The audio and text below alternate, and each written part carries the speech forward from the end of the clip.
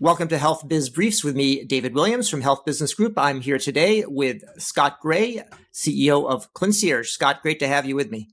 A pleasure to be with you, David. Let's talk about retention in clinical trials. We talk about recruitment, sometimes say retention, but retention specifically, is that a big deal for clinical trials? Retention is a big deal for clinical trials because it's a big headache for clinical trials. Typical dropout rates have been 30 to 40% average across clinical trials. With Clincierge services, among the patients that we support, our retention rates are better than 90%. So there's a significant increase in the speed of the timeline that companies can get, where they can get their outcomes data and then come to market faster to begin recovering their R&D investment faster. So it's a key aspect in the performance of trials. And why is it that somebody would drop out? I mean, what are the main reasons for that, or is it just all over the place?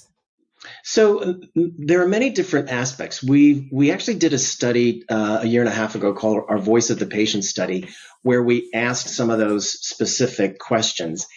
And we see responses such as the inability to continue purchasing airline tickets for the travel that's required for this particular study visits and wait for the reimbursement. They had to choose between mortgage or travel, and they had to choose mortgage, something like that.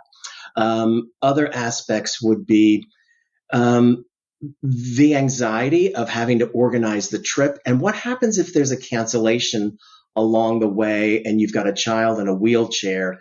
Not only do you have to navigate what that aspect of your life is, now you have to figure out the logistics and rebooking everything. And again, people, it's just another layer of complexity beyond what has to happen medically, that if we remove that, we're able to increase the retention in the trial. So I love the name Clincierge because makes it pretty obvious that you're doing a concierge for clinical care. How did you have that concept, and how did you decide to apply it in the clinical trial space? Well, my background in corporate meetings and events, so often went to nice hotels where there was a concierge in the lobby who would help you with your logistics locally, going out to dinner or going to see an event or something like that. And with the thoughts in mind that we were going to create that type of service, but in the clinical space, that's how I ended up mashing up those two words, clinical and concierge. Great. And I assume it's been received pretty well? It has been.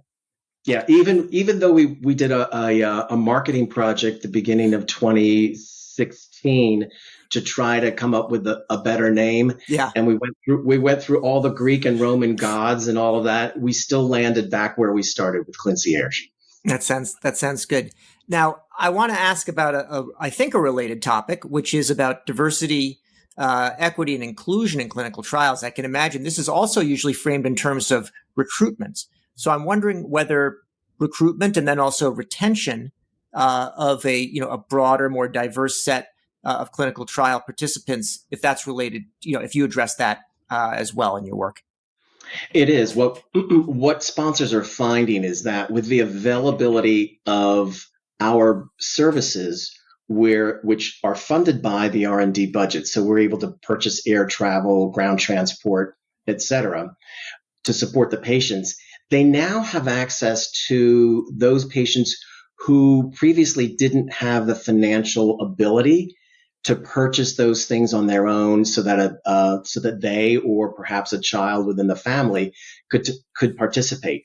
So our services are showing that we can level the socioeconomic playing field of people who are enrolled in trials and help them meet some of the newer guidelines that are coming out, even with the FDA, where the expectation is that a broader spectrum of people with differing genetic makeup are enrolled in the trial so that the outcomes data are broader.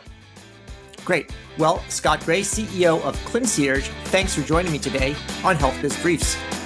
A pleasure to be with you, David.